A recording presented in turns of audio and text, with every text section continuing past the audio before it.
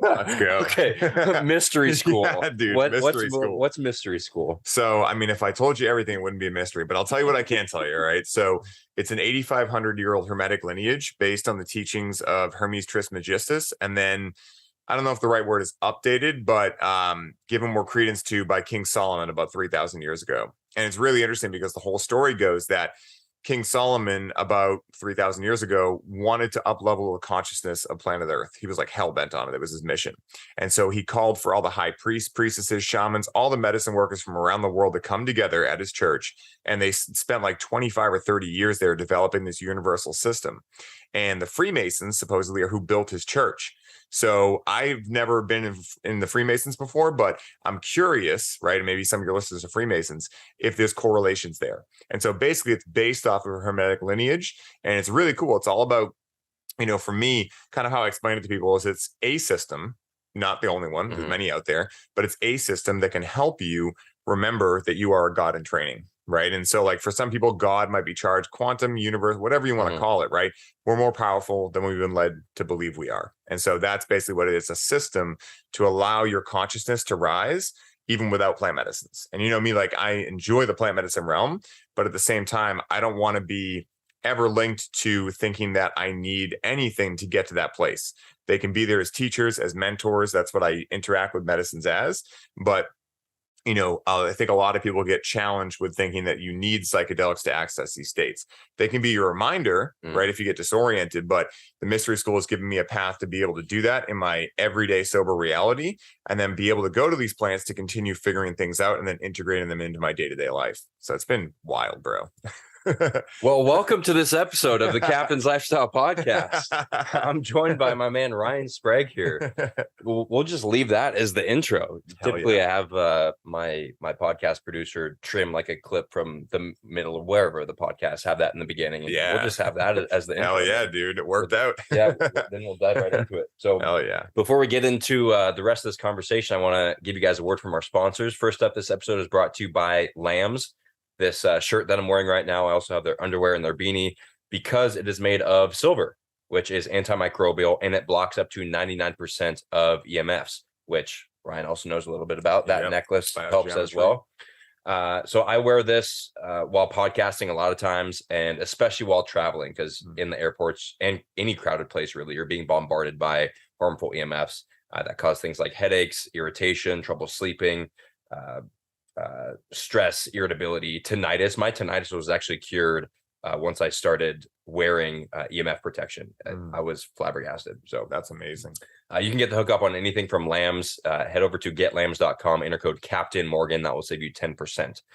Next up, this podcast is brought to you by HVMN, specifically their new product, Ketone IQ, which I've got a shot for you if you'd like one. These are liquid ketones. Have you ever had ketones? Yeah, you gave me some the other day. Was that the same brand? Yes. Yeah, dude, yeah. You that want was some? Awesome. Hell yeah, man. Let's take a shot. Cheers. I brought out my entire tool bag of tricks for mental clarity for this podcast. So I'll talk about it after this. Let's go. Ooh. Down the hatch. Yummy. Yeah, it tastes like rocket fuel because it is rocket fuel, dude. If it tasted like water, I'd be suspect. Right? Like that tastes like it's going to do something amazing. The placebo effect. Yes. Like that shit's real. It is. I always thought it was funny, the placebo effect. People are like, oh, that's just the placebo effect. I'm like, oh, you mean the fact that your body actually changed itself and healed itself? Yeah. That's the thing you're sweeping under the rug? Really strange, Like, it doesn't matter what works. Like, as long as it works for you, so be it. Right? 100%. I mean, we don't live in an objective reality. We live in a subjective reality. And so, like, it's so important to understand that what works for one person might not work for another person, which is why these whole, like, 10 healthy foods you should eat, like, is so silly to me, because what if you have a sensitivity to them? Exactly. What if you're actually hurting and damaging your gut by eating them? So that's why for everyone, what I always say is it's intuition, which can sound woo-woo, but really it's like being able to understand the signals your body is getting from what you're interacting with either people, places, things, foods, etc., and being able to see, like, is this charging my battery or draining it? Because it is different from person to person. I mean, I deal with this a lot with cannabis. Like, I tell everyone, cannabis is not meant for everyone, and there's a lot of intricacies that go into it. But a good way to know if you're called to it is how it actually responds to you, right? And how you respond to it. And so, like, it's the same with food. It's the same with a lot of different of these things, is that it really comes down to we need to be our own sovereign beings and be able to tell if something is good for us, because nothing is inherently good or bad for us. I mean, there are certain things I guess you could throw into that thing like heroin, cocaine, etc. But that's a little extreme, right? Yeah. I think most of us understand those things are pretty challenging for us. Yeah. So going back to my bag of tricks that I pulled out for this, cocaine was not one of them. Although I imagine that would work quite well. Probably would for this. Alternatively to cocaine, we just took a shot of the ketone IQ. I did methylene blue, which is why my mouth is stained blue right now. Methylene blue is a nootropic. It upregulates mitochondrial function and ATP production for increased energy and mental clarity. I'm also chewing a piece of nicotine gum right now, so that's good for focus.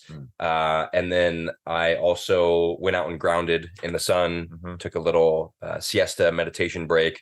And we also had some kratom, which is good too. We can talk about the effects of kratom. Yeah. So all of that combined with now just taking this rocket fuel, we are going to be on point. Hope you guys are ready for a full send. On point. So to get the hookup from anything from HVMN, I highly recommend their Ketone IQ, especially these little shots for travel, because you can't take the full bottle on an airplane. It's above the arbitrary 3 ounces. Like who made that rule? Some made up number. Like 3.5 is not okay. Yeah. But 3 is perfect. It's exactly. Like, who made that? Doesn't make sense. Yeah. So head to hvmn.com, use code CaptainMorgan10. That will save you 10% on these exogenous ketones. All right, now, as if we haven't already gotten into some interesting topics, let's dive into who you are, Ryan Sprague. Give us, I heard you talking up there how you were sick and how you healed yourself. Let's start there. Yeah, so, Paul Chek always says, and Paul's one of my main mentors, that pain is a teacher. It can be, right? It doesn't have to be, but it can be if you choose to believe it is. And so for me, it took me a long time to get to this conclusion now that pain is a teacher. But when I was around 20, I started, this is like, there's a couple different origin stories I'll tell, but for the pain one, right? Like I would say it even started when I was around 16. I started having just different body things going on, right? Indigestion issues, things like that. And like at that age, I wasn't doing anything necessarily health driven. You said 16? Yeah, around 16. And that's also when I found cannabis, and these kind of stories kind of intertwine. But when I was 18, I went to the bathroom one day and I was peeing blood. Had no idea why. Do you have rhabdo? Because that's what rhabdo looks like. What's rhabdo? Rhabdomyolysis. It's a breakdown of muscle tissue when you exercise too much. Gotcha. Your muscles are literally like breaking down, and you're essentially pissing out muscle tissue. If it gets to that point, you got to be hospitalized. Yeah. I've had it after I did Murph. So just a shit ton of pull-ups. Yeah. And my arms were like this for like 2 days. I could not straighten my arms. Man. So that's what came to my mind, but continue with pissing blood. Yeah. Well, it's funny, dude, because I tell this story a lot because it's part of my cannabis origin story. And oftentimes I forget to actually say what the issue was. And people are hitting me up like, what was the thing? So I'll make sure I say it in this one. But this is actually, at that age, like I exercised a little bit, but I wasn't doing anything that crazy at that point. It was that a benign cyst on my kidney had broken open and put blood into my urine. And so obviously I had my mortality crisis at that age, right? I was like, oh shit, my choices matter, right? And at that point, I was smoking cigarettes, I was drinking alcohol, I was eating DiGiorno pizzas. It was like the full, again, started from the bottom. Degenerate 16-year-old. Yeah, exactly. Yeah. It's like we're not taught this stuff in school, right? Like the food pyramid has white fucking bread in it. Quite the opposite is what we're taught. 100%. Yeah, we're taught how to be sick. Exactly. Really? And we're taught how to listen to other people to get our own perspectives of life and our belief systems, And so there's this degree of lack of ownership, whether you want to go down conspiracy alley or just like uneducated, different areas to go into. Regardless, like school is not actually meant to teach you how to learn, it's teach you what to learn. By the way, pause right here. We will continue this. But speaking of education and school and the food pyramid, Harvard, I saw, came out with an updated food pyramid or food guidelines. I can't remember what it was, but Harvard, most people think is a credible source, right? Yeah. I can't remember the specific oil that they recommended, but it was some type of seed oil that they said was okay to use. And of course, there was like pasta on there and bread. And it's like, yes, those things can be okay to have, but it should not comprise the base of the food pyramid. 100%. And also it's like, just like you said, it's not that those things are inherently bad, but let's look at like the most heavily genetically modified things in existence. They're wheat, they're barley, they're corn, grains. Yeah, soy. exactly. It's like, that's why it's like those things might have been okay at a certain point, but now even organic ones have glyphosate in them. And we know that from testing. It's like, you know, so it's not saying that I never interact with any of that, but when I do, it's very minimal amounts and I make sure that I'm not doing it regularly, you know? And also on this topic, that's why people, Westerners, if they visit Italy and have their pasta and bread, they can consume it without a lot of these negative side effects, because in Italy they don't use a lot of these, you know, pesticides and herbicides. Exactly. So and interesting. Yeah, and that's like a whole lot of my background too, is conventional farming, you know, versus more regenerative farming, because obviously I've been in the cannabis for years now. And so yeah, like, you know, after that mortality crisis, that same time, you know, I'll link these two stories together. I've never done it this way, so hopefully it comes out good. But at that same time, when I was on the way to the hospital, my father asked me, "Are you doing drugs?" Right? Because here I am, 18, pissing blood. And I was like, "No, but I'm interacting with a lot of cannabis." Is that how you said it? Yeah. I'm glad you brought that up. No, I probably said I'm smoking a shit ton of pot, you know? And I usually say that in every episode. I'm like, it probably wasn't that language. And you're the first person to actually ask before I said it. Like, there's no way it was that language. That's 2022 language, you know? But it was funny because I saw him have a sigh of relief, which was curious to me because my dad was never someone vehemently against it, but he was also not for it either. He kind of rode the gray line. He was just doing the Nancy Reagan thing, just say no. And so when we got to the hospital, I started bringing him up on a lot of the research I've been doing surrounding cannabis, because I found it really helped with my anxiety when I was 16. That's when I first found it, after going through every pharmaceutical out there. And so at this time, you know, my father and I started bonding on this, and he was like, "Hey, you know, you're fulfilling your responsibilities. You're in school. You have an idea of what you want to do in life. This is helping you. Who am I to say you can't do it?" Right? Like, it's clearly working out for you. And at that point, like, you know, it was working for me, but I had no idea what the limits were. I had no idea what healthy use was. I had no idea like that you could numb out emotions, but I didn't know any of this stuff, because let's face it, none of us get a user manual for this plant, right? We're all winging it really at the end of the day. It's kind of like the analogy I give is if we found a car one day, but we had nothing, we knew nothing about cars. Figure it the fuck out. Yeah. So we're like, this thing seems to turn these things that guide it. And this thing, I don't know what this does, but this letter makes it go in reverse. Like this one makes it go in drive. And I'm not really sure any of this other stuff does, versus reading the user manual and then being like, oh, now I know I need to change the oil. Now I know what to do if the check engine light comes on, you know, like these kind of things help us a lot. And I think that's where intellect can really come in handy to back up our experience, our direct experiences. And so at the same time, I started exercising a lot, getting healthy, started eating higher quality foods, drinking better water, all of these things. And at the same time, though, I was going through a lot of physical pain, just like nicks and dings that were kind of long lasting. I had this trap issue at first that was just burning like crazy a lot, and I had no fucking clue what to do. So I started going to get massages. Those kind of helped. And so like throughout the last like 10 years, I've had all these different things going on in my body. First, the kidney thing. Then I actually had a kidney stone later on too. And then I had the trap issue. I had neck tension that went crazy. And I started getting daily headaches that I had for over a year and a half. And you want to talk about a motivator? Dude, there's nothing like waking up with a headache every day to remind you, like, I am figuring this shit out. Yeah. Like, there's nothing that's going to stop me. And so, it was like, a daily thing? Daily, dude. Shit. I got it in August of 2017, right before I went to a music festival. And it did not go away until past August of the next year. So you couldn't even enjoy the music festival? Yeah, I couldn't even enjoy the music festival. Wow. And it was like a wild music festival, too. 8 days out in Oregon for the eclipse. And so it was wild and a whole nother story. But it was interesting because it wasn't like a migraine every day. Like it was just dull enough that it was just an irritant, you know? And so like, of course, like trying to figure out what I want to do in my life and all these things at the same time was really frustrating. And so to flash back to when I was about 20, my dad and I started going to this cannabis school together. It opened up right in my house. I was in school for psychology, but realized I didn't want to wear khakis the rest of my life. So I was like, fuck this. I don't want to do this. But at that point, like I didn't know what the other options were. There was no cannabis industry. I knew I liked it, but at that point, it was just a hobby that my dad and I had gotten into after I told him that I was interacting with cannabis or smoking a shit ton of pot.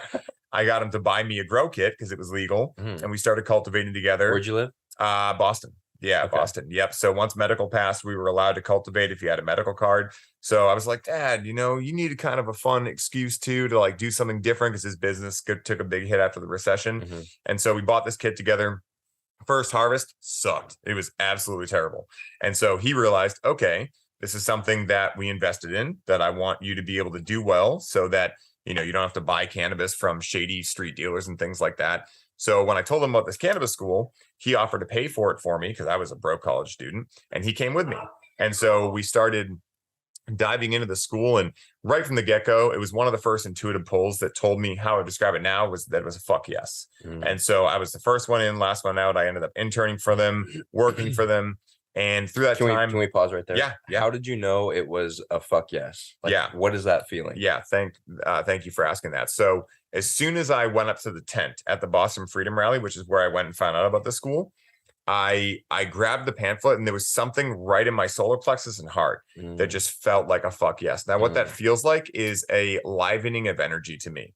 And so, like, for other people, it might be different, but that's usually where I get it, where it's just this knowing. It's past even thinking. Because for me, the soul / heart, whatever you want to call it, whispers where the mind yells. So I always say the mind is more like a teenager, soul and heart are more like a grandmother, right? She's got really wise stuff to say, but you got to listen. And if the music's too loud, you can't hear it. And you're going to miss out on that wisdom. And so in that moment, the clouds passed, and I just happened to be able to hear that. And it was just like, I want to do this. And it was the same. I've had this happen many times now, but one of the other times it happened in my life was for the Oregon Eclipse Festival, actually, that I brought up a little while ago, where I just felt this pull. None of my friends wanted to go with me, but I was like, I'm doing this. And so I've had this happen a lot more frequently now that I've been more attuned to intuition and trained with a psychic and done the mystery school stuff and whatnot.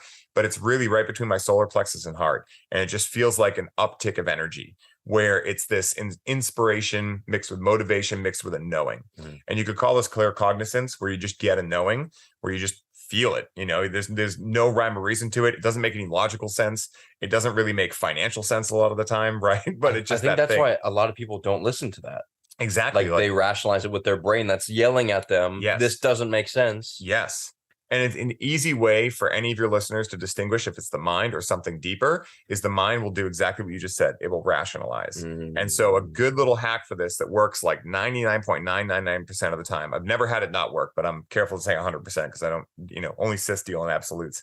But like what I found is that for me, when it comes to diving into psychic senses and all of these types of things, I found that what it really does is it allows you to dive deeper into I forgot where I was going in this. What was I talking about right before we get out of this part? the intuitive feeling and how to know when to listen to that. Oh, perfect. Rationalizing. Okay. So I got it back. So an easy way for any of your listeners to understand if it's the mind or something deeper is the ego will rationalize, the mind will rationalize. So you might get a feeling that tells you like, I want to go talk to that person, or I want to start a podcast, or I want to do something like that. And then what will happen is your mind will start going, well, how do you know you're not going to mess up your words? How do you know that people are going to listen to it? It's going to start rationalizing. So a good little hack is to always take the opposite of that. So if your mind's telling you like, well, should you really do it? Just go, I'm going to do the opposite and just say, fuck yes to it. Ryan, that's basically the key to success. Because we know intuitively what is good and bad for us. I think all humans intuitively do. I think the further we get disconnected to that, the more that we listen to that yelling in our mind and disconnect ourselves from our gut feeling, intuition, whatever you want to call it, the further away we get. And I've noticed that for me. Like I notice a decision in my head or a feeling, and then I start to think about it because I've been very left brain analytical, and I'm starting now to override that. And like you said, 99.99% of the time, it's that uncomfortable decision that my mind wants to keep me away from, because I'll slur my words, or I'll get rejected, or whatever it is. And it's like, okay, that's a decision you got to make. Yes. And that's dude, it's really funny because I really am starting to believe that everyone has all the answers to everything. And really the path, like you were just saying, is quieting the left brain enough, or just starting to notice it enough that you can separate yourself from it, put yourself back in your seat of power as the true self, higher self, whatever you want to call it, so that you can actually go, the captain of your own life. Exactly. Yeah. Being highly optimized, right? Like any of these kind of things, they all speak to the same objective, right? Which is to be able to understand what voice is saying which, and then be able to discern what voice to listen to based on what's your highest and greatest good. And so like for me, being able to understand that rationalizing is like, oh, that's the mind, then take the opposite of it, has led me to some really cool places that have been fucking terrifying. But right, like, you know, real life happens at the edge of your comfort zone. You know, like that's what I really feel. And if you can find comfort in the discomfort, and that's again, ice baths, all the things, right? Combo, all these things that we do are challenging, workouts, any of the stuff, but yet we're training ourselves to enjoy the discomfort, because it's almost the same as delayed gratification. When you realize that the more you delay gratification, the more you can experience it when it happens. That to me was another big, like, I don't know if you want to call it hack, because it's not really a hack, but that's kind of how I frame it. You know, things that have really helped my quality of life get deeper and deeper, and being able to enjoy the journey more, which all these sayings you hear, like enjoy the journey, you know, but like there's a knowing to it, and then there's a realizing / direct experience to it. And I think that's for any of life, right? Like a lot of us are walking around knowing things because, again, left brain, very intellectually smart.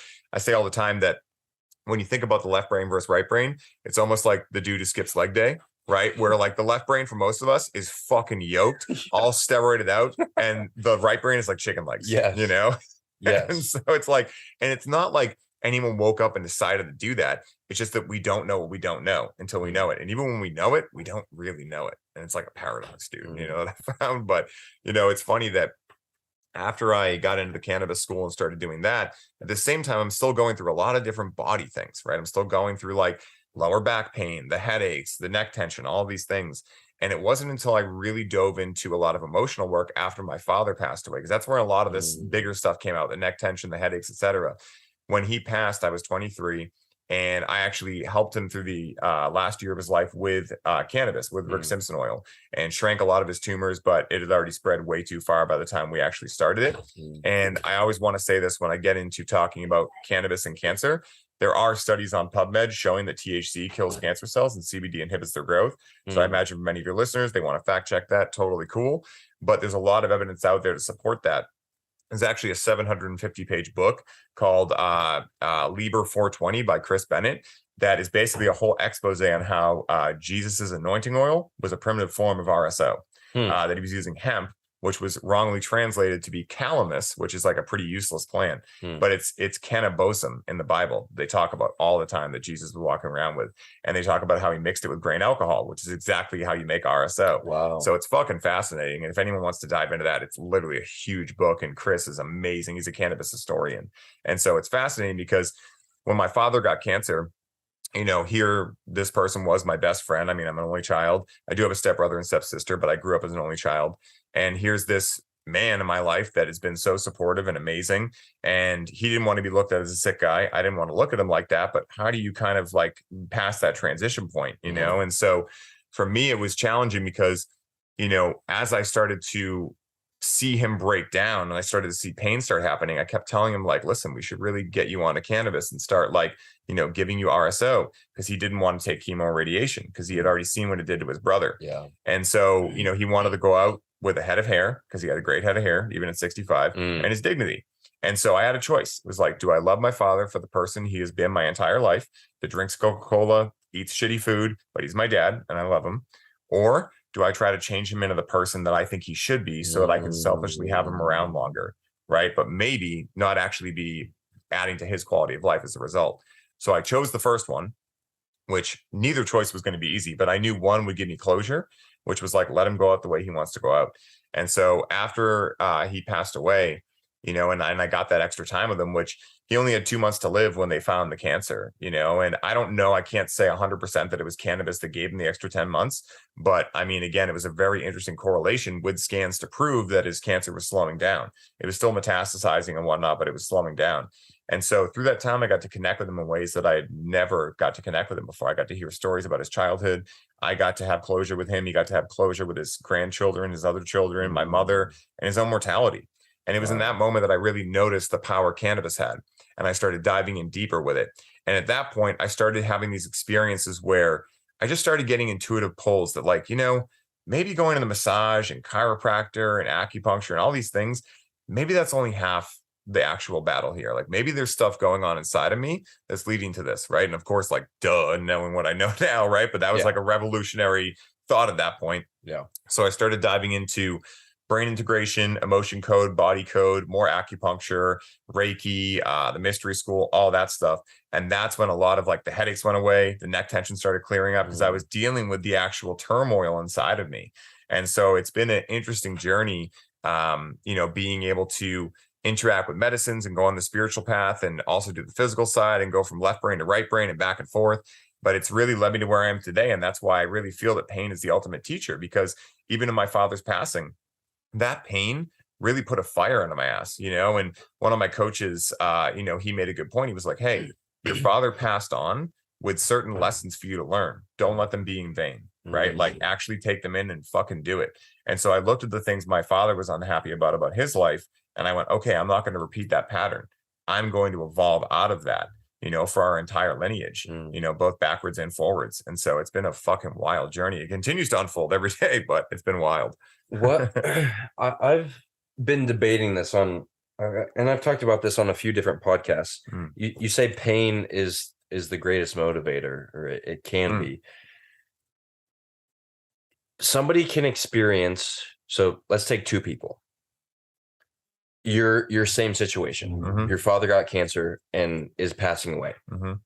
You use that situation as a positive learning experience to help yourself and your father through this tough time. A lot of other people will play the victim to that circumstance and let that ruin their entire life. They'll be depressed. They will,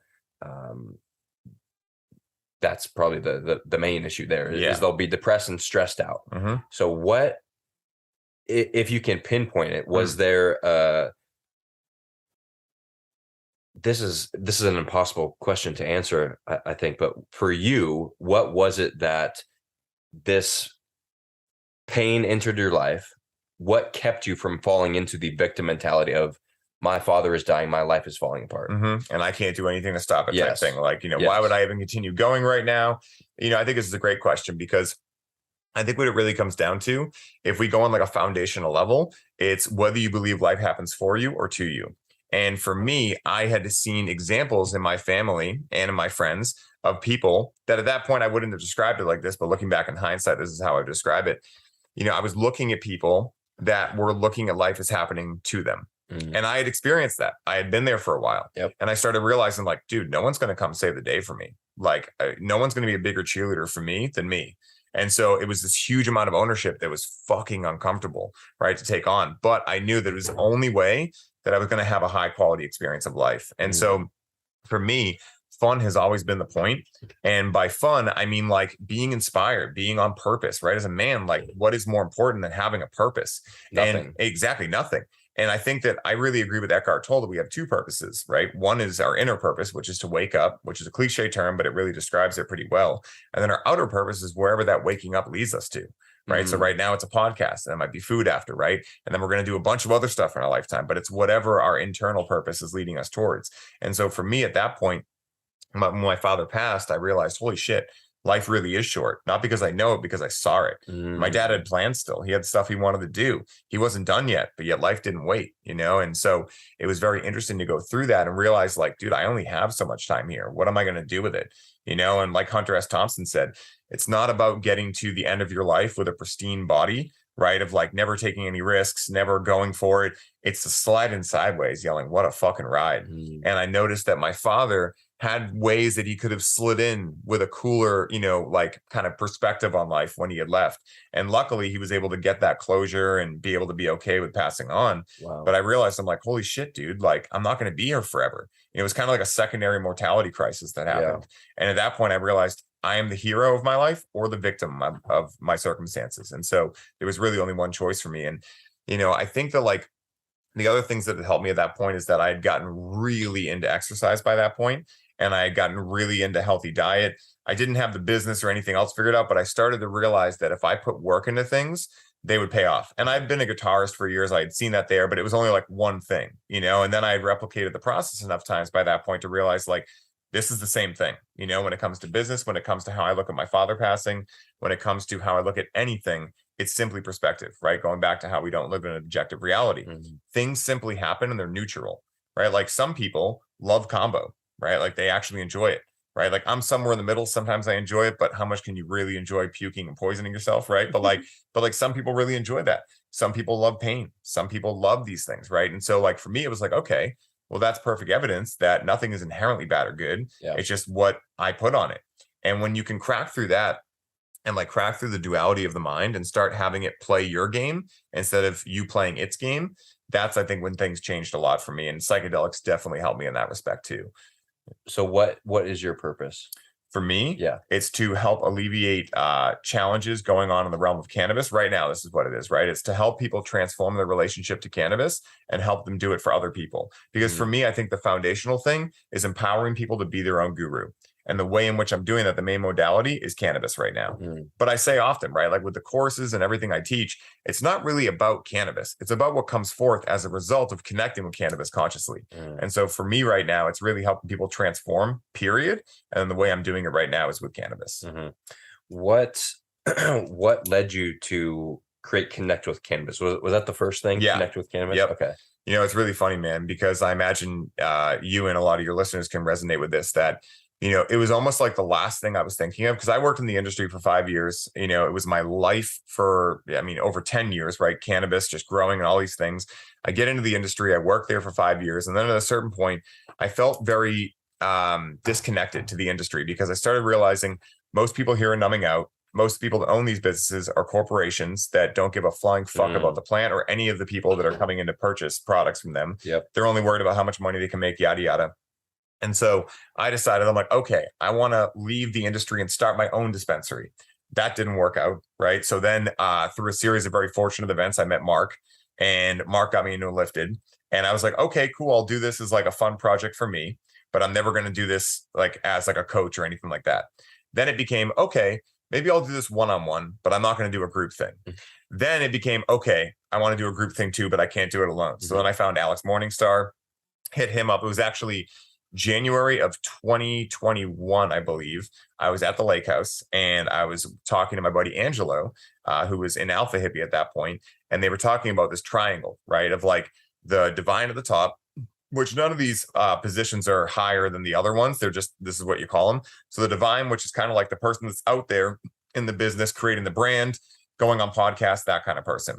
Then on the right side, you have the doer, the masculine, right? And then on the left side, you have the architect, which is the more feminine. And so I realized, I'm like, well, fuck, I love being in that divine role, but I'm not so good at like especially the architect role. Like that role, I was like, what thing comes first? Because I had all these ideas, but I didn't know what to do first.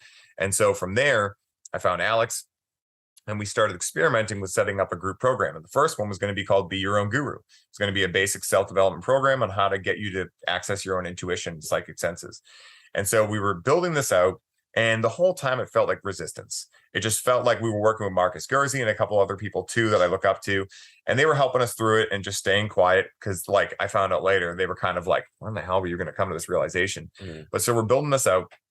And in the meantime, I'm doing all these cannabis ceremonies at these different retreats I'm going to. It's just something I came up with one day, right? Cannabis was my background, but now I'm getting into coaching. They're different realms, right? So I thought.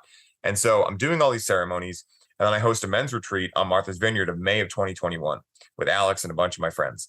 And so I get there and I had cannabis workshop on the calendar. Now, I didn't know what I was going to do for this because most of the people there had already experienced the classic ceremony I did. So I knew I wanted something new, but I was like, I'll just let it come to me.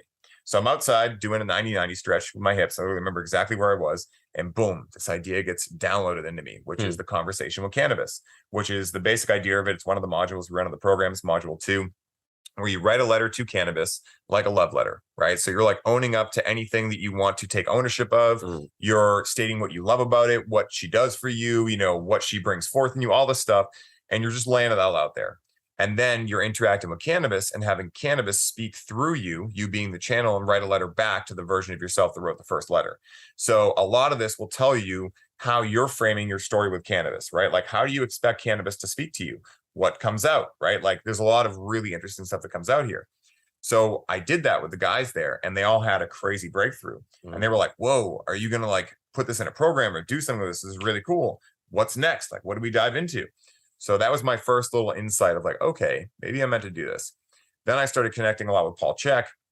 He tried some of my cannabis and I started telling him about my whole story and everything. He's like, dude, you should make a program about this and come on the show. And I was like, okay. And that was kind of like the biggest thing that told me like, all right, there's something here. When Paul Chek tells you to start a program and come on a show, yeah, you listen. Yeah, exactly. I was like, send it, you know? And so I remember I came home from that trip where I went out to one of Paul's workshops, and I was on my deck drinking cacao, talking to Alex. And it was like right around June, probably. And I was like, all right, what if we were to make a cannabis program? What would that even look like? And as soon as we started talking about it, dude, the ideas just started downloading. And we literally, like, him typing, me just saying, we wrote out the entire outline of the program, all 10 modules.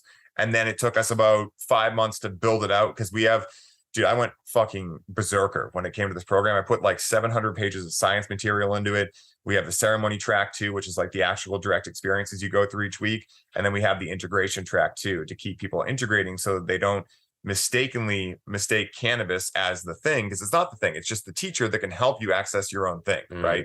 And so like the integration track is there for that. And so that was the first thing we created. It's been fucking awesome. And now Grow with Cannabis is just about to go live, which is a 17-week self-guided course on how to cultivate not only the highest quality cannabis in the world, but also a sacred union with the plant, and also the metaphor of how growing anything is very similar to the process we grow through, pardon the pun, we grow through when we're starting something new, right? Like when you're starting a new podcast or a new venture or a new hobby or anything, you have a seedling. You got to be careful with it, right? You don't want to put too much expectation or pressure on yourself or any of these things.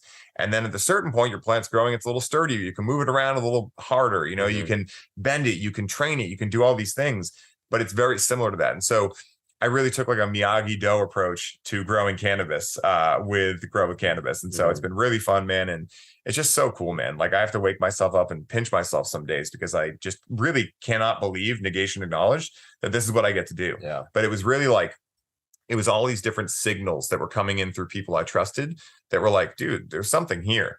And then it was the point where I realized, oh, my psychology degree all of a sudden comes back into the frame too. And now cannabis comes back in, and now coaching comes in, and they all unionized, you know? And so I imagine people resonate with this too. And I imagine you do too, where we go through different phases of our life and we think they're independent of one another. And then all of a sudden we might realize like, oh shit, they're actually all the same thing. They were just in different sections. And that's when you really get to have the direct experience of your life being the movie that so many of us talk about, right? Like you're like, holy shit, all those scenes go together. There's a story here. So fucking cool. Speaking of story, I just hired Brooks Meadows for a year, dude, to help me set my story straight. Sick. Because I've started to realize I'm on what I call Taylor 7.0. You know, I've had 4 major failures that have led to major breakthroughs, and then since then 3 major positive experiences that have led me to further embody myself. And it's like, how do all of these experiences come together to ultimately lead me to this moment right now and further? 100%. Right? You know, it's cool. Like the whole idea of failing forward, right? Like I love that idea, because it's like Thomas Edison, when he invented the light bulb, you know, every time he got it wrong, he was excited because it was one less way he could get it wrong. Where most people looked at that and like, oh my God, you tried like, what was it, like 2,000 times or something to make a light bulb? How did you not give up? He was like, give up. I was so excited every time I failed. And I think if we can look at it like that, not because we know objectively that failure is a good thing, but because we just choose to believe it. I think that's the hardest thing for a lot of people to get their minds around. I know it was for me, is that like we want science and facts to back things up, but that's just not how life works, right? Like we have to just choose to believe whatever we believe that's going to make our experience of life what we want it to be. I recorded a podcast with Adam Chin earlier this morning, and he mentioned that they plan on doing like actual studies to prove that the Enlifted method reduces like stress and inflammation was a thing that I think he was going for. And I was like, you don't need a study for that. Like it absolutely does. Once you reduce your stress based on your words and your stories, stress is reduced. When you reduce stress, inflammation is reduced. So we need, as a society, we need to get away from needing that peer-reviewed scientific research and facts to let us know that something is beneficial. Like, I don't need a scientific study to tell me that going out and connecting my bare feet to the earth, getting sunlight makes me feel better. Right? Like, just go do it. Go try the thing. Right. So it's like, don't take advice, or let's translate that. Only take advice from people who have experienced or achieved the thing that you're looking to experience. Yes. Because they know, they've been there. right? 100%. I mean, one of the best pieces of advice I ever got was there's a lot of people in the world saying a lot of things, and there's a lot of censorship and stuff we can't control, right? We don't know what is real and what is fake. The only way to tell is by the results someone is getting in their life. You listen only to the people that are getting the results you want. Otherwise, it's just mental masturbation. You know, like, I mean, it's like, what does PhD stand for? Piled higher and deeper. You know, that's a Paul one. Paul says that all the time, and I really love it because the more that you're learning based on someone else's experience, the more that you can be getting compartmentalized into someone else's experience of life. I think intellect is great to back up direct experience. So say if you go put your feet in the grass and you're like, whoa, I feel amazing. Why do I feel amazing? Then you go look it up. And now when you talk to someone, you can explain it to them. But at a certain point, that explanation is going to lead to go put your feet in the grass and try it for yourself. Yeah. Like I always say, like you can describe eating an apple to someone, right? You can describe it. You can learn about what an apple is, what pectin is, all these things. But at a certain point, you just got to go eat the fucking apple. You know?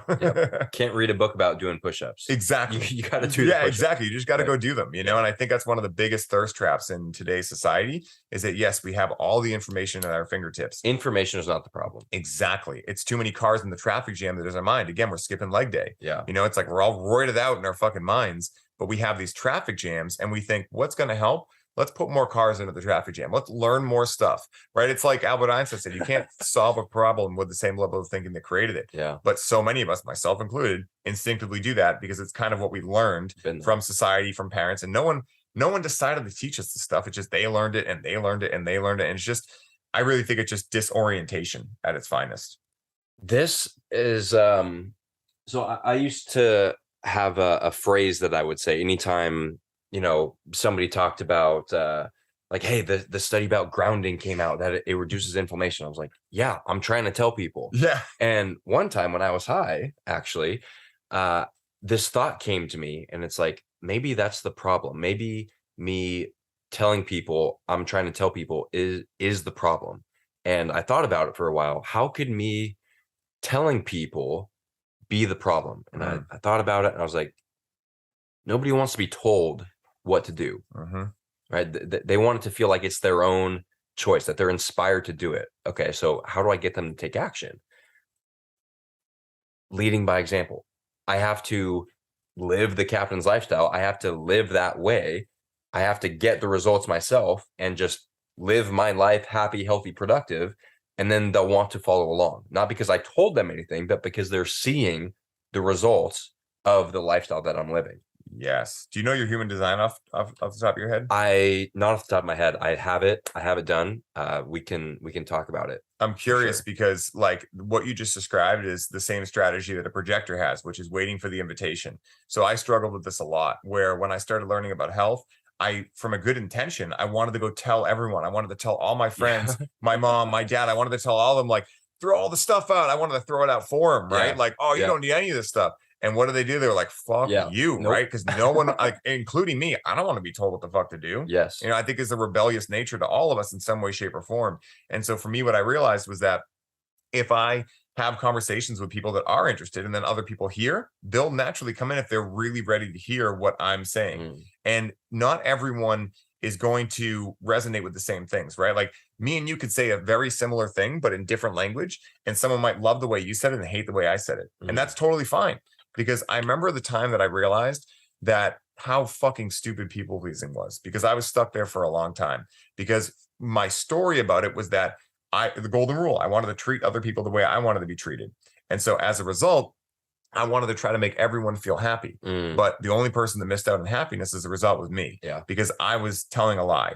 And I wasn't doing any of these people a service either, a good service, because if they were thinking I was someone else than who I truly was, well, then I was preventing them from spending time learning from the people that are actually meant for them, because they were mistakenly believing that I was something I was not. And so like when I realized there's 7.5 billion people on the planet and I don't want to be liked by everyone because that'd be fucking exhausting, then it became, okay, how can I get as clear as possible on what my truth is, like what my message is, and then just state it out there, and whoever resonates, awesome. And the people that don't, great. I'm happy you'll go find someone that resonates with you. Yeah. I think one of our ultimate life purposes is to be fully, unapologetically yourself. That's really the only way to give your gift to the world. 100%. If you're trying to fake it, if you're trying to copy somebody else, like it's not going to work. You're not going to be fulfilled. You're not going to be giving the impact that you think you are. Yeah. And like, depending on what you choose to believe spiritually, what I believe is that we're all here as individual emanations of the same source, whether you want to call it God, quantum potential, whatever you want to call it. So our experience here is for differentiality, right? If we were all the same, how boring life would be. Like what makes life exciting is the uniqueness to all of our experiences. Yes. If every food tasted the same, how exciting would it be when a new meal was ready? Yes. Right? Like the reason new foods are exciting is because it's new. The reason new things are exciting is because it's new. But I think that a lot of people and again, I was one of these people, we just get stuck into this whole people pleasing thing. And, good boys and good girls do this and all this kind of stuff, which I think is based on a good intention. I don't think anyone woke up one day and went, you know what I think I want to do? I think I want to be a people pleaser and totally end up unfulfilled. I don't think anyone had that conscious thought, but it's just one of those thirst traps again, that like people just don't realize what it does until you have the experience of realizing what it does, If we think of it evolutionarily, I've heard this argument before that it's to prevent us from being kicked out from the tribe. Yeah. Right. Because back in the day, if you were some fucking weirdo who, didn't contribute or whatever, you would be kicked out and you would ultimately die. So then we tried to fit in. Yes. And that worked for a little bit, right? Being part of the tribe. And now we've gotten so disconnected from that. Now we're not part of the tribe. And we're still trying to fit into a dysfunctional society. Right. Absolutely. It's the same with the ego that we were talking about earlier, right? The ego and that rationalizing served a good purpose at one point, right? Like if you were going to go try to hunt a lion, there would probably be some rationalizing, but at this point, we don't need the amount of rationalizing that we actually do. And so it's really evolution, at its finest state. But I think that it's challenging because a lot of this is just, obviously not taught in school or anywhere else. And so like, I'm very fortunate. You're very fortunate. We're very fortunate here that we've just, through pain or whatever it is, we've decided to fuck it and just find out what really works for us. But there's so many people out there that don't have access to this, and it's just challenging because, I find myself with like a moral dilemma is like, I want to say that like, yeah, everyone has the shot to do this, but also like, if you don't know what you don't know, then it's like hard, and so that's like, imagine your mission as well as mine is like spread my message as far as possible and hopefully resonate with all the people that are meant to resonate with the message that I'm giving, same message that you're giving, right? Like all these different people, it's like, that's what I really feel like our foundational mission is, right? Is to spread awareness. And then what people do with that is their own life path. Yep. My mission is to inspire other people to #live the captain's lifestyle. There's a whole definition of what it means to live the captain's lifestyle and all that. So had you already gone through Enlifted when or before you started Connect With Cannabis? Yes. Okay. Yeah. Because you said something interesting. You said, what if we created this course? And that's like, what if the good stuff? Exactly. Which for me was mind blowing because most people, what if the bad stuff? Doom and gloom. What if I start this and I fail? What if I start this and I make no money? What if I start this and everybody makes fun of me? But what if I start this and I fucking crush it? Like, holy shit. There's an equal opportunity for that, right? It's a 50-50 split. And even like, if you really think about it, it's 100% positive. If you choose to believe that even if you fuck up, even if you quote unquote fail, even if people make fun of you, fail forward. Great. Yeah. Exactly. Failing forward. Yeah. So it's really cool. And that brings up this thing too, where, when I'm working with clients, a lot of people want to go from like, I feel weak to I am brave, right? Like to give an affirmation story example. But the challenge is that like, going from I feel weak to I am brave might be too big of a jump. So what I always tell people is like, what if you are in the process of becoming brave? What if you're living into the as if, And so like a lot of people, you want to live into the as if, what if, right? Like, what if I made this program? What if things went amazing? What if they went challenging, right? Like, what are the possibilities here? And so like for me, I always find there's kind of like a process to this, right? You want to live into an as if first. And then if you live into that as if enough, it becomes matter of fact, and that's, I think like, when I go through anything that I'm going through in terms of evolution, that's what I'm going into. When I started the mystery school, it was like, what if I was someone who was a healer and a ritual master? And now I'm on the path and in the process of becoming those things. And so it's just so fucking cool because this is really what alchemy is, right? It's like taking something from the soul and making it into the material. And so it's fucking rad, man. If you believe it's Tuesday for long enough, it will eventually be Tuesday. Exactly. It's another way of saying a broken clock is still right twice a day. You know? Yeah. It's so fucking true. So before we start diving into a lot of the benefits of cannabis and connecting with that in the way that you teach it, it would be good to clarify some of the misconceptions of cannabis. So let's talk about some of the typical stereotypes or misconceptions that people have around the plant. Yeah. So one of them, and I actually made a post about this today, so it's really resonating, is cannabis makes someone lazy, right? Completely untrue. And this goes for anxiety, paranoia. There's a lot of different things we can dive into, but you make you who and what you are, period. Anything else is an externalization of power.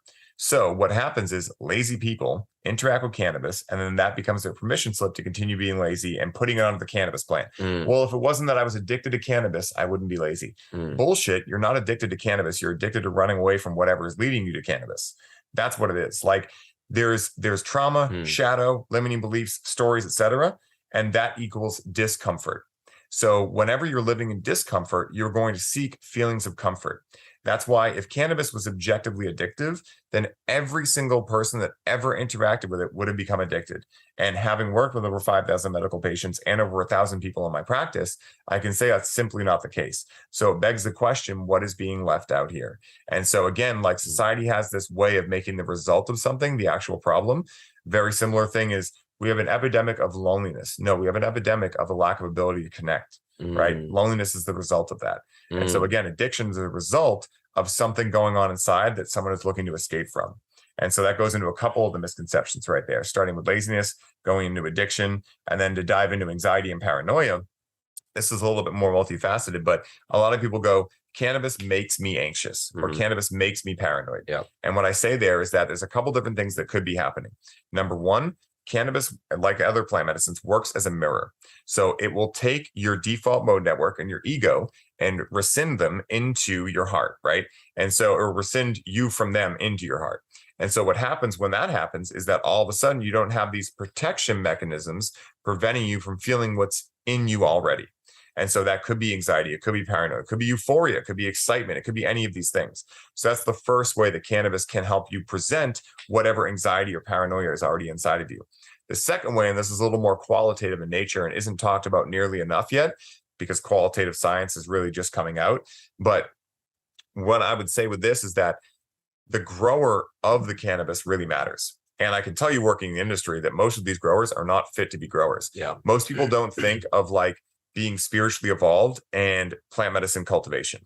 But what I can tell you is that if you're working with a plant medicine, your energy is going into that every single day. And then your energy is anxious, stressed out, paranoid, worried about money, etc. Right? Especially if you're coming into work drunk, still hungover from the night before, all these things that I've seen happen. And then you're also working for a company whose main objective is greed. And then your plants are being grown under HID or LED systems that aren't balanced out with something like biogeometry. So then you have all those EMFs and all this stuff coming into it. That's another way you can receive anxiety or paranoia as a result of interacting with the plant. But if you understand a little bit about alchemy and transmuting things, you can do a couple different things here. Number one, you can actually breathe in and go into that anxiety and actually transmute it into something lighter, aka turning lead to gold. You can also use biogeometry items, and I've done this very successfully. You can have the clearing tray and the charging plate. Now, what I like to think of these as is the clearing tray is your sage. You put your cannabis, if you don't know where it came from or whatever, on top of that, and it will clear away a lot of the energy that was in there, right? Put it on what? A clearing tray. Okay. Yeah. What is that? So a clearing tray, I could grab one if you want, but it's a little tiny device that I put these necklaces on every day. It basically, these will suck all the stuff into them, all the EMFs and things like that, so they don't go into your biofield. And then they need to be kind of cleared because they get kind of like full after a while. And so you'll put it on this clearing tray, which consists of all these different geometrical shapes, different numerical values that equal energy quality called BG3, which if someone doesn't know about biogeometry, there's going to be a lot of woo-woo. But there's a lot of science to back up what Dr. Abraham has come up with. And you guys listening can look into that if you want. But basically that clearing tray will take out everything that this has accumulated. And so it works very similarly for cannabis. So you can put your cannabis on there and it kind of neutralizes it, but you kind of take all the energy away from it, even any positive energy. So then you want to re-inoculate it with positive energy. That's what the charging plate is for.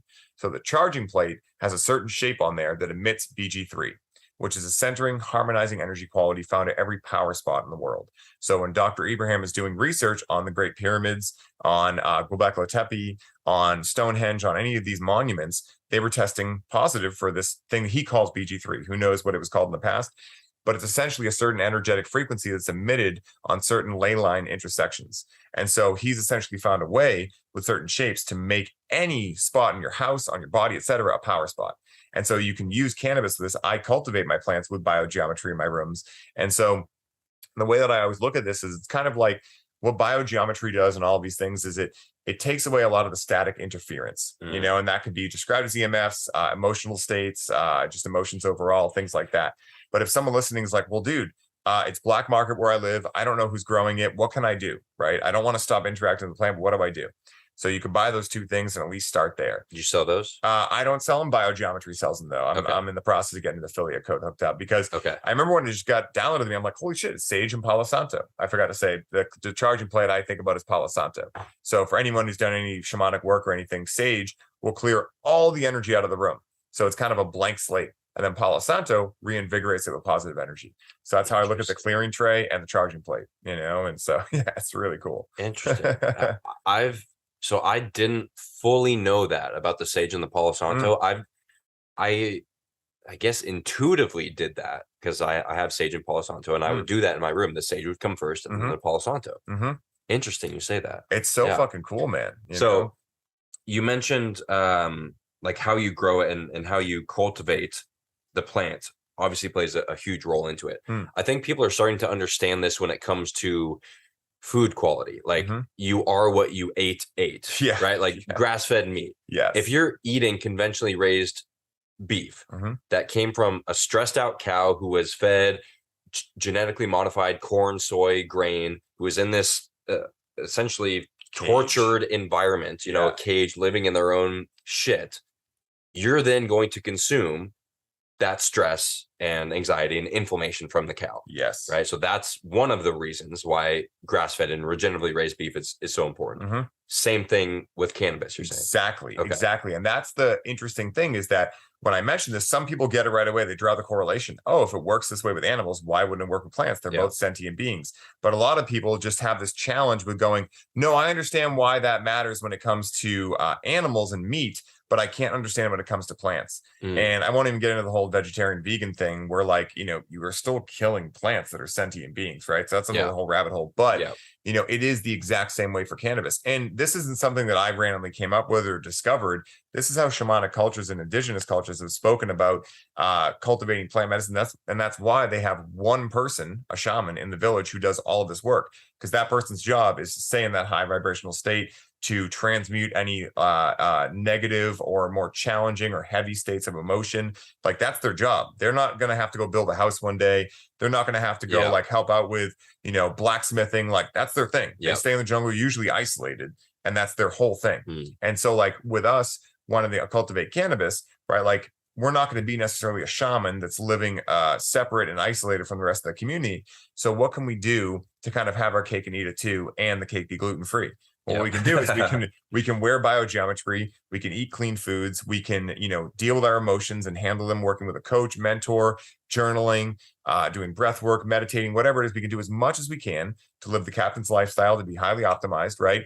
And so that we're fit for the service of cultivating our plants, you know, and therefore, if we are interacting with those plants, and then we're experiencing anxiety or paranoia, or any of these quote unquote undesirable states, we'll at least know this is coming from us, right? So it's a control at delete of sorts, because if you're experiencing anxiety and paranoia, but you didn't grow the cannabis, it's kind of hard to distinguish. Is it mine? Is it the person who cultivated it? Is it the environment I'm in? Like, there's so many different things. But at least if you cultivated it, you know that whatever you're experiencing is a result of what you put into it. And I think that's a big distinguishing factor of why I really believe that everyone who's interacting with cannabis, if they want to get the ultimate best results for it, they need to grow their own. And it's the only way I found to be able to access desirable states of awareness every single time. Not that they're not challenging, but at least you're able to go, okay, this is a me thing. Now I'm going to dive into that, because cannabis is great for shadow work. It's one of the best things. And I find cannabis, unlike any other plant medicine, that can send you to whatever you want to believe, spirituality, God, astral realm, whatever you want to call it. Cannabis connects you more to your five senses and your clair senses and your human experience, which for me, if you choose to believe like I do, that we're infinite beings, that we've been there, wherever there is, for infinity, and we're here right now for a blink in time, then I want to spend as much time here as possible. You know, I don't mind getting reminders every once in a while, once a year or something, of going on a deep medicine journey. But cannabis is the thing that I'm interacting with once or twice per week. I go through a 5-day dieta every week, and we can get into the structure and discipline surrounding cannabis that I found really works. But that is my thing where I can interact with it, get a message, and then actually integrate it on the go. So the example I always give is this. Say if I'm experiencing a creative block in my life, maybe I've been having a challenge doing a podcast or something, and I'm noticing I'm not in the flow. I can make an intention with cannabis to illuminate that creative block for me. Let's say I go into that experience and then I feel a feeling that reminds me of when I used to paint a lot when I was younger. And I go, oh my God, now I have this theory or hypothesis that maybe my creative block can be exacerbated from, or like expunged from, painting. So I could literally, in the middle of that experience, go on my phone, buy a paint kit, sign up for an art class, or even put it on my calendar.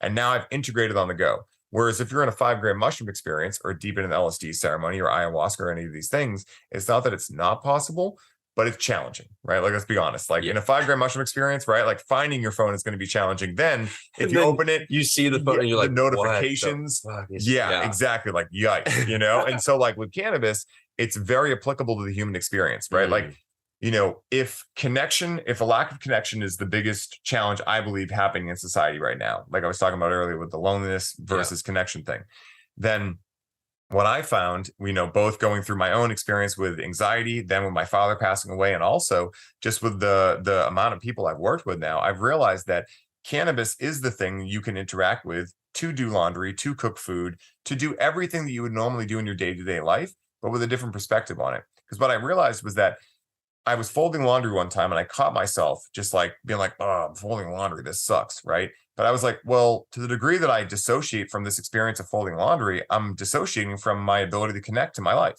And so everything is an opportunity to connect deeper. And so for me, I flipped the script with cannabis. I interacted with some cannabis. I go back to folding laundry and I realize, oh, I'm folding my laundry and putting it away because I love myself. And because I know that when I wake up and I have a stacked schedule the next day, and I know where all my clothes are and they're folded, and I have good ergonomics in my office, in my room, my house, I love myself more. And I'm proud of myself and I'm grateful for myself.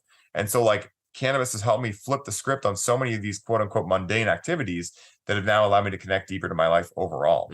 And so I wanted to throw that in there too, because it's really important. So you said you only connect with cannabis once or twice per week. You make an exception here. Yes, 100%. Yes. Okay, I was gonna say we're smoking. Yeah. Okay. So when I, you know, and this is really good because I'm glad we're talking about this, because for me, when I found out that I had a challenge relationship with cannabis, I'll go into that a little bit. So I told this on Aubrey Marcus and people were laughing their asses off because I called it a ceremony. And believe what you want, but this for me was a real ceremony. And so I went to Las Vegas to go to MJ BizCon, big cannabis convention, to find my own investors and start my own dispensary. And I went out there with my girlfriend and we just found a lot more Chad and Brads, basically. A lot of people that were not interested in the plant. They were just looking, their projections showed this was going to be their next moneymaker. So now they're here. Yeah. So the last night we're there, we're both feeling pretty discouraged. And I'm like, hey, what do you want to do our last night here? And she was like, well, we met this person. They have MDMA. Would you want to take MDMA and go on an adventure? I was like, okay. So we take some MDMA. We ended up going to a strip club. I had never been to one. She had never been to one, right? On MDMA? Yeah, on MDMA. And so we go there and it was like, I didn't expect anything from this, right? Like I was like, oh, this will be an interesting adventure. Neither me or my girlfriend have ever been to a strip club. It might maybe sound super innocent, but I just never gone to one before. Yeah. And so we go there, we have a blast. We're like talking to the strippers about their life plans. We're like making friends. It was just so much fun. So we end up I lost track of time. I was the one who was supposed to make sure we left by a certain time because Rachel was working on a big project. I fucked up, just lost track of time. And we ended up leaving at 8 a.m. So I watched her go through this moment of like, oh my God, because the project she was working on was more of a left brain, like I should do this to make money thing. And she knew that, I knew that, like we were both doing the same things at that point to try to figure out what we were going to do in this industry. So she was working on a 600-page application for a Chicago, Illinois dispensary.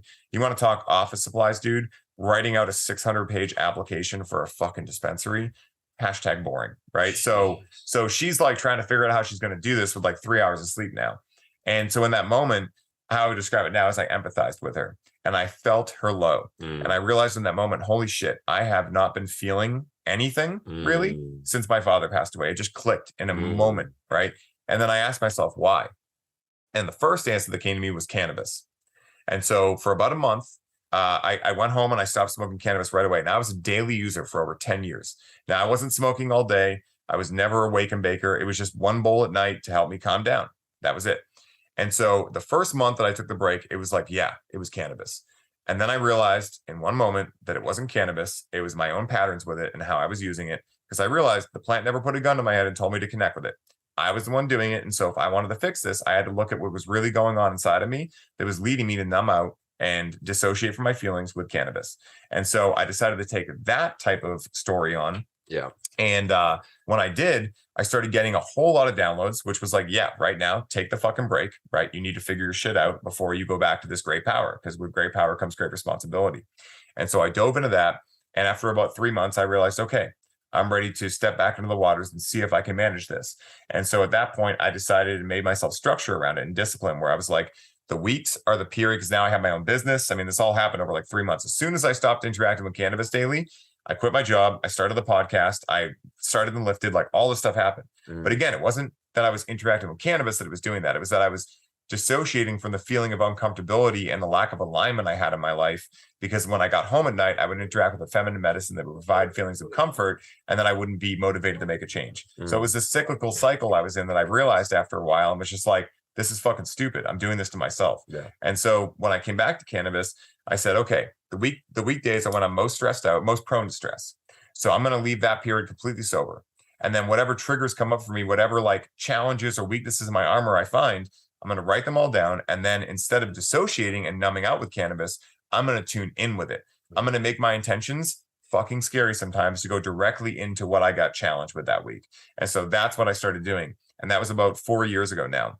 And so now I've been running this every single week, and I did it for 2 years that way without messing it up one chance. Like I didn't go off of that schedule once. And then after a while I went, okay, now I'm getting too structured into this now, where now like if I'm at Paul's house and it's a Thursday, what am I going to say? Sorry, Paul, I don't interact with cannabis on weekdays. It's like, that was silly, because I could tune in and go, well, am I going to make my intention the thing that I'm nervous about right now? Or am I going to make it to like tune out? Right. And so I realized in that moment too, like, oh, this structure was great up until now, when it's starting to become a little bit weird. Right. Yeah. And so now when I'm at a get together like this, I'll check in and go, do I feel like this will help me today? Do I feel like there's a reason or a why or something I can gain from this? Yeah. And if the answer is yes, which usually in a situation like this, it's simply, can I dive into an amazing conversation with someone? Can I learn something from someone here? Yeah. Like yourself, right? Like Eric, who knows human design, like Samson, who's the water shaman, learned tons of stuff from him. So I'm like, hey, let's connect with some cannabis with the intention to learn from one another and dive in. Because then I'm interacting with it in a way to better my life. And during that time, there might be something that comes up that makes me realize like, oh, I'm getting triggered by this. Why is this happening?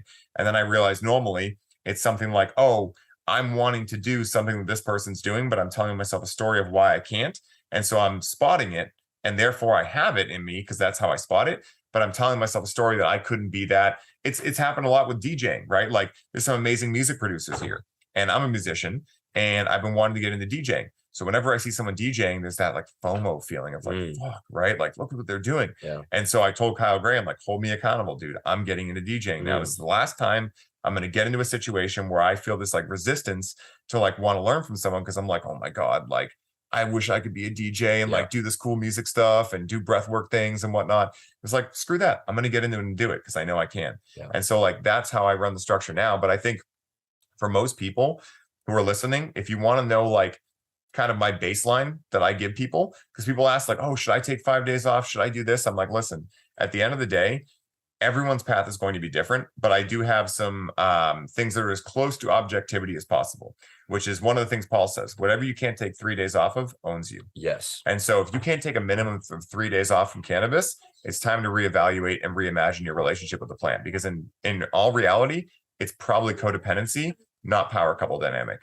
And what I take people through is from codependent to power couple, because you want to want cannabis, you don't want to need it. It should be a synergistic effect. Exactly. Okay. Exactly. Because let's face it, right? Cannabis is amazing at some things, but it's not a panacea, right? Like if I want to do a podcast, there's no way I'm interacting with cannabis beforehand. If I want to have an off the cuff conversation, cannabis could help that. Yeah. Right. But like when we're doing a podcast, I want to be focused. I want to be attentive. I want to have articulation. I want to have, like my memory there. I want to have all these things, because cannabis, right, like helps you float away a little bit, which is great. You can get all this stuff out there. But when I'm in my human experience and I want to connect on a podcast, I want to be right here, And so for me, it was like starting to realize like the plant is what it is, right? But it's my responsibility to figure out why I'm coming to the plant, if it's from a place of tuning in or tuning out, and doing the work beforehand to make sure that I'm fit for the service of connecting with the plant. That's all my end of the bargain. It's like when you play Texas Hold'em, you can't even sit at the table if you're not willing to do a buy-in, right? And so for me, the buy-in is creating an intention. It's making sure that you're integrating after. It's making sure you have the space and the set and setting available to be able to interact with the medicine in a responsible manner. Again, like all of us that connect with these medicines, we are the image the world is seeing, and I'm very aware of that when I'm going on podcasts and talking about this. And so for me, it's a big responsibility to make sure that I'm showing people how someone can be a cannabis user and a psychedelic proponent and still have a successful business, still have beautiful relationships, still make sure I'm fulfilling my responsibilities, and still make sure that I'm having fun doing it, because fun is the point. Fun is the point, dude. And like, it's about week 3 in the program where I notice people starting to take cannabis a little too seriously. And that's why I throw a pattern interrupt in there, which is module 4, which is relaxing with cannabis, where it's like, okay, we've been tuning in a lot with cannabis. Now I want you to intentionally create a permission slip to do nothing when you interact with cannabis next time, because I really feel cannabis is the people's plant. I've talked to Hamilton Souther about this, who's a true ayahuasquero from the jungle. And he says too, he's like, listen, the reason I love cannabis is because cannabis can be that thing that you really tune in with and you go, okay, I really have this challenge I'm coming up against. I really have this problem in a relationship. I really want to explore and go to the astral realm or whatever you want to explore. Or you can intentionally go, cannabis, I'm okay with downloads right now. I want to remember how to relax, because right now maybe I'm going a mile a minute because it's what I need to do for business, but I'm also really aware that I need more relaxation in my life. But the challenge people have is usually what will happen is they go, wow, cannabis helps me fill in the blank here, relax, right? Cannabis helps me relax. So therefore, I'm going to need more and more of it to continue relaxing, instead of going, okay, let me figure out what it is about cannabis that helps me relax and what relaxation feels like. And therefore, let me find stuff in my sober reality that helps me feel like that. That's what I would call conscious, intentional, responsible plant medicine use, where you're taking the experience you have, the PEAK peak experience, and you're not saying that's the thing. You're taking that as a reminder of what's already possible in your day-to-day life, beyond the programs and patterns and limiting things in your life that are preventing you from it. You're taking that as the goal. And then you're going, okay, now let me do the real work, right? To actually integrate and figure out what's blocking me from having that experience every day. And I call that going from PEAK peak experience to PEEK peak experience, which is where in your day-to-day life, you get peaks behind the veil, synchronicities, serendipities, things that happen that make your life itself a psychedelic experience. Because if you look at a kid, right, like they're always on mushrooms. It's literally watching. If you watch a kid from like a year old to like, I don't know, 7-ish, it's like watching a kid come out of, or a person come out of a very slow DMT trip. Like they're talking to walls, they're like playing with food, they're shitting all over themselves, right? Like it's like that's literally what they're in. And then they get boxed in, right, from the ego and things like that. And they don't really know how to work it because they're not taught that. And then all the, chaos ensues. And so it's really interesting, and that's, I think, I'm not a religious person, very spiritual, but I know a good line when I hear it. The Bible states, if you want to enter the kingdom of heaven, you must first enter the mind of a child. What is the mind of a child? Curiosity, imagination, awe, wonder. There's nothing in there about being right, about having to prove your point to other people. There's nothing about that in there, and I think that's where adults get misconstrued. At least for me, I'll make up a person. That's where I got misconstrued. A kid is not worried about what other people think of them when they're talking to the wall or, pretending that, a car is a flying machine or what. They don't give a shit. Or when they're asking why for the 10th time, they're like, why? I'm just curious. Like, it's so interesting. So before we get into the benefits of cannabis, the primary ones, and who it is for, Are there any other misconceptions about it that you'd like to cover? Well, we covered anxiety and paranoia, we covered addiction, and we covered laziness. I'm trying to think about anything else. I mean, one thing I want to touch on paranoia, because Mm. I got a 23andMe DNA test, and I ran it through Dr. Rhonda Patrick's Found My Fitness like DNA report. And then on there, it said that in my DNA, I am less prone to cannabis-induced psychosis. So does it have to do with genes as well? Yes, I'm really glad you brought that up. So I have a buddy named Len May who runs a company called, I believe it's Endo Health USA, which is an epigenetic testing for cannabis predisposition. And so there's a mutation you can have in the AKT1 gene that makes you more prone to schizophrenia and psychosis. And so this is a perfect example of how science is actually really amazing and can back up a lot of this stuff, because for me, everything is about harm reduction. And a lot of people throw cannabis under the rug like, oh, it's just cannabis, but you can really do a lot of harm with it. It's not that the plant's doing it, it's that like you're not in the right state of mind, heart, soul, etc., to interact with the plant. You don't know any better. You take too big of a dose and you get small t or maybe even capital T traumatized as a result. And so I think it's really important that if someone is looking to practice harm reduction, they get one of these tests, right? And they at least figure out like, okay, is there anything I'm predisposed to? Because it's not that cannabis will not help if you are predisposed to one of these things, but you might want to only go for like CBD or something like that. You might want to stay away from the intoxicating components of cannabis, because there are many components that are psychoactive that will lead to some ideas, some downloads, things like that, without being intoxicating. Ideas, dude. I like that. Yeah, dude. That's one of my puns, you know. The universe speaks to me in puns and analogies. So whenever they come out, I'm like, oh man, this is too perfect. that is perfect. Yeah. So now let's get into who it is for. So let's talk about, like, maybe somebody's listening to this podcast because they're curious about getting into it and they've never tried it before. How can they determine if it's right for them? Yeah. So the first thing comes to a calling, right? Like, are you feeling a true calling to access this medicine? And what I would say in terms of like describing a calling is it's more of that knowing we talked about earlier, right? Where there's not like words that can truly describe what that feeling is. But for me, it's a knowing right in like my solar plexus to heart area, where it's like, it's not based on what someone else has said about it. It's not based on what other people, like friends, are telling me. It's based on like, I want to do that. You know, it's kind of like when I got into podcasting, I had known so many other people that were podcasting, but my story was, no, everyone's got one.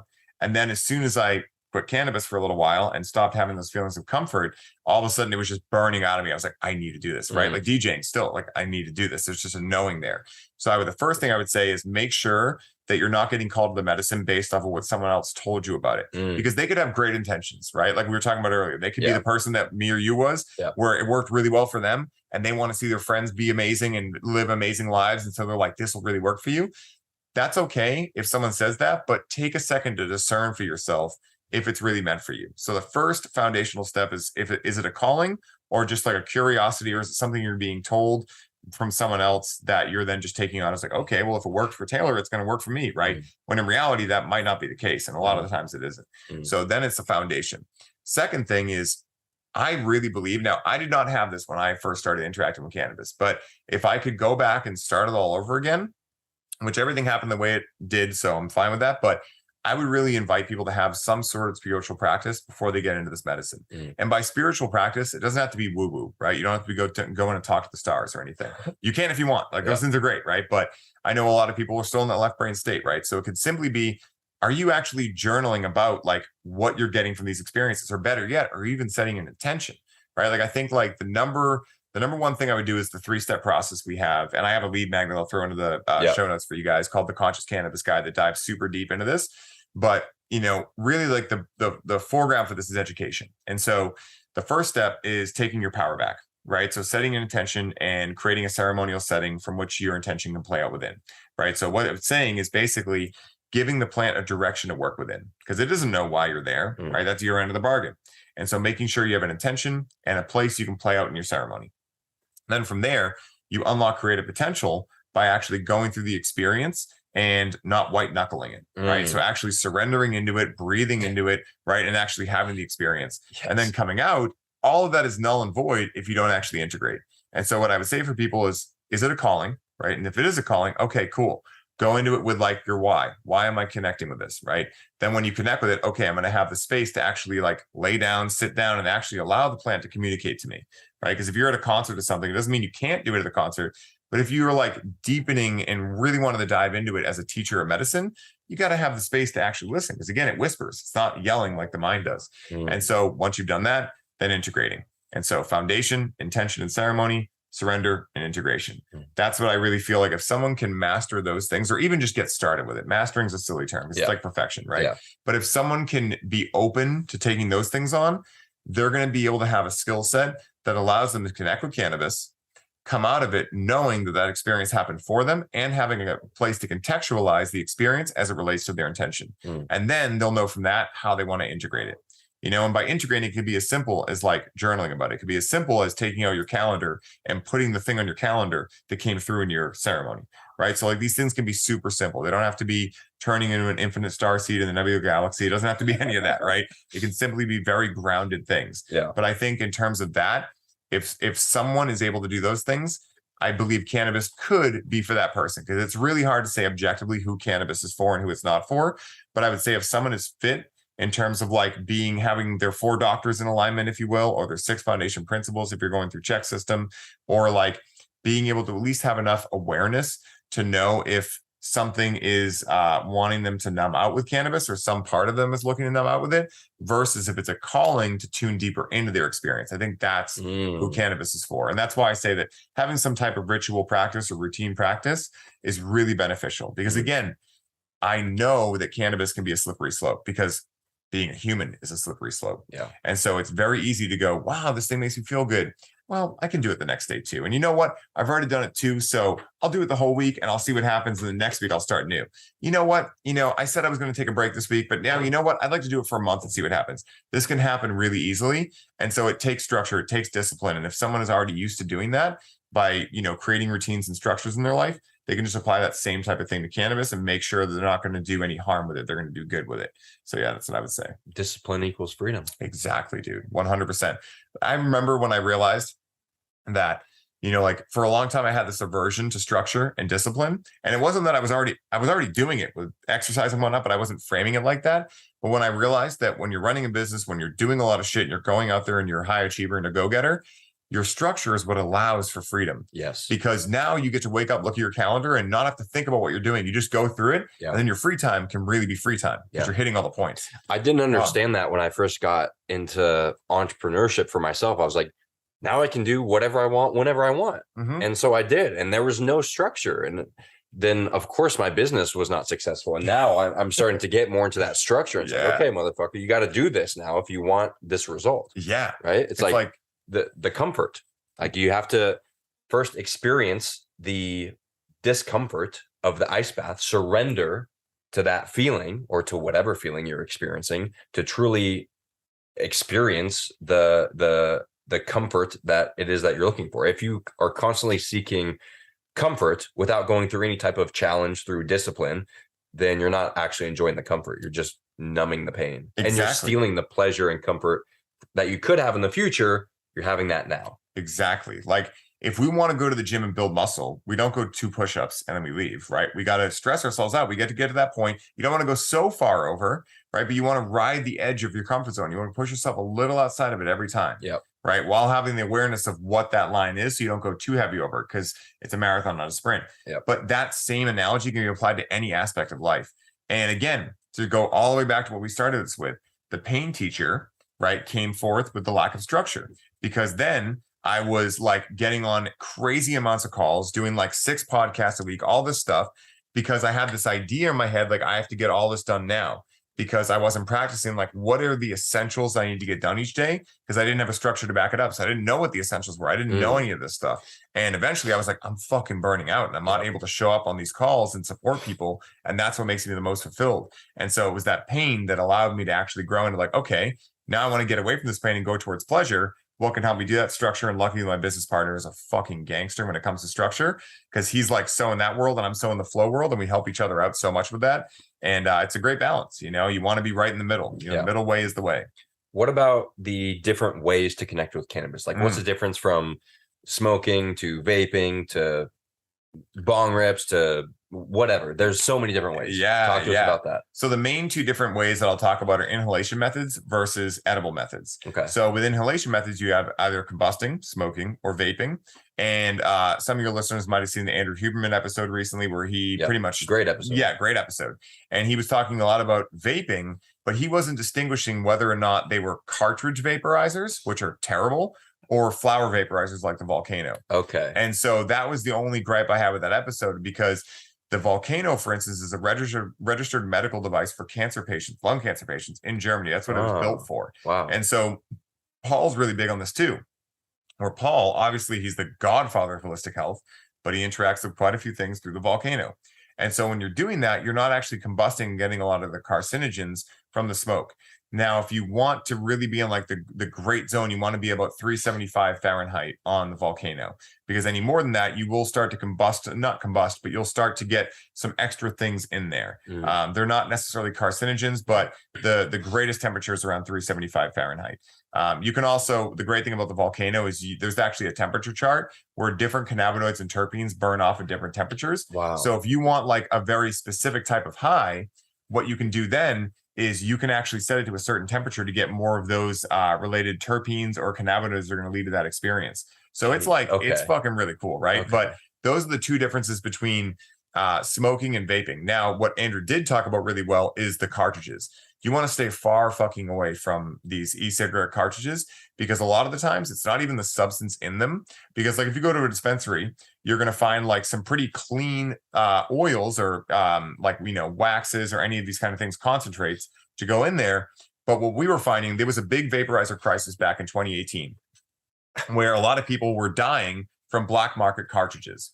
Wow. And so like they would straight dying. They were getting lung disease and dying. It was like happening all over the place. So Massachusetts, being really strict, they decided they were going to pull all the cartridges from the legal industry to retest them. Now, we knew that there wasn't the actual substance that they were using as an emulsifier in these black market cartridges. They weren't in there, but they were going way overboard just to make sure there was nothing bad in there.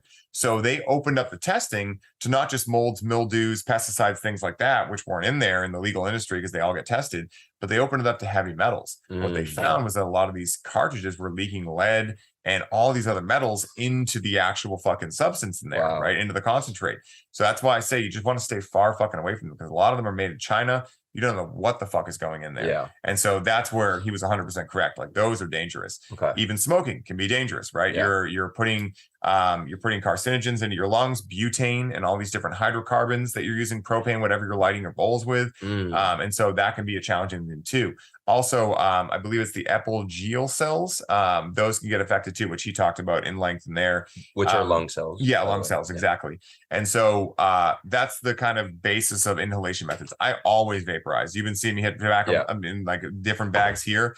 I just love the bag system because it keeps the ritual. It keeps the ritual, right? Like you're still packing a bowl, you're still holding a prop, you're still passing it around to people, right? It keeps the ritual of smoking, but it's much healthier. And it's just like you get much more bang for your buck too, because there was some study I read way back in the day that broke down the amount of like total cannabinoids and total product like capacity, if you will, of like a pipe, joint, etc. So a joint on average was like 21%.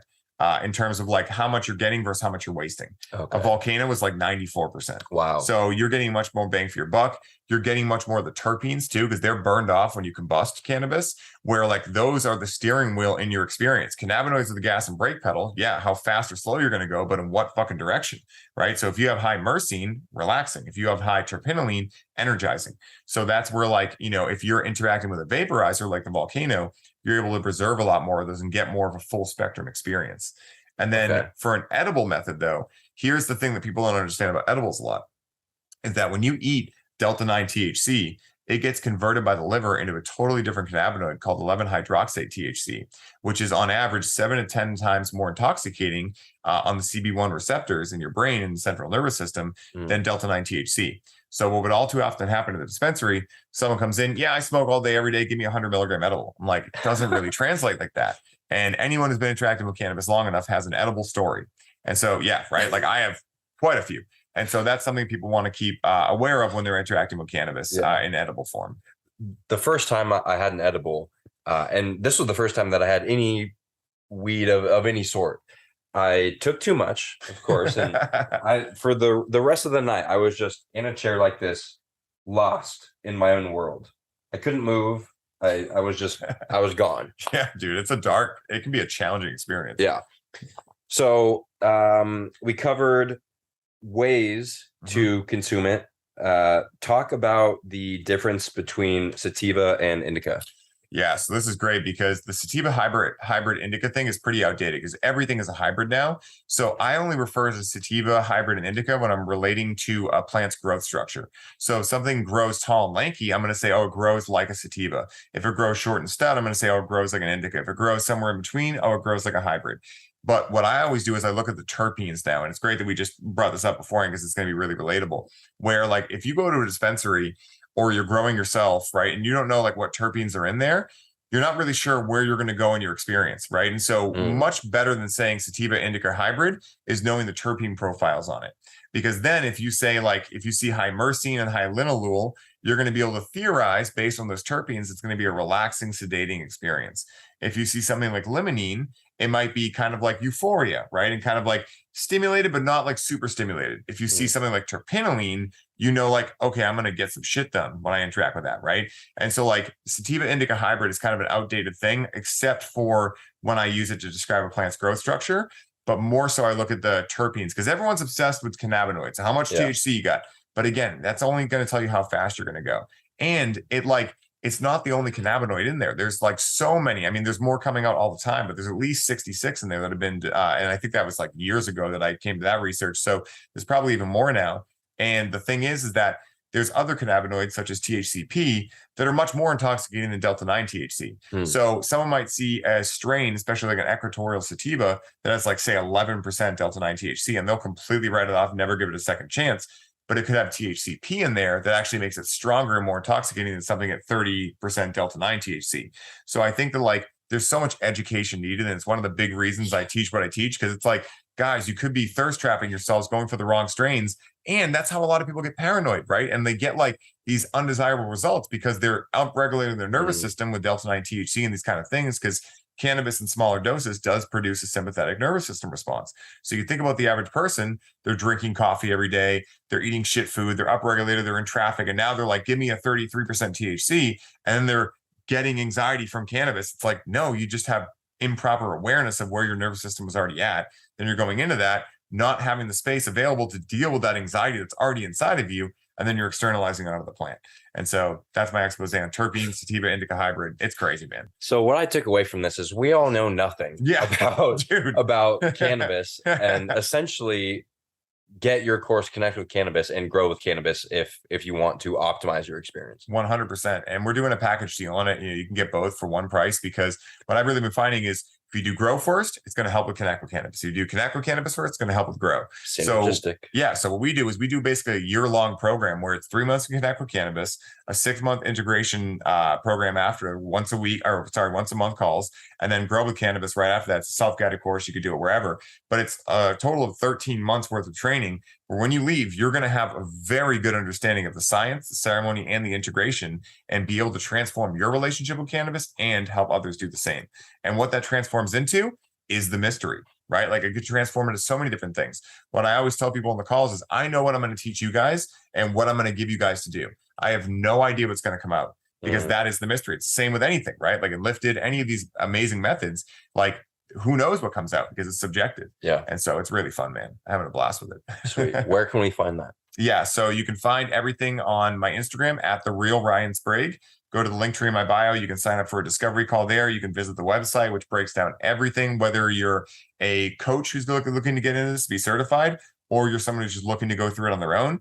And the great part is, even if you're someone who's not looking to be a coach, you're going to be learning a professional system that coaches use to be able to help their clients. So just think about the value you're going to get being able to have that system to use in yourself. And so it's really cool. You can find everything there. You can find the podcasts, both the Highly Optimized podcast and the This One Time on Psychedelics podcast. You can find the Conscious Cannabis Guide, which I'll put in the show notes too. You can find our free group, the Ceremony Circle, on Facebook, which is awesome. I'm in there once a week doing calls, super fun. And then also you can visit the business profile at highly.optimized for a lot more cannabis tips and things like that. I'm putting them out on my profile too. We have both those channels. Boom. Links will be in the show notes of this podcast.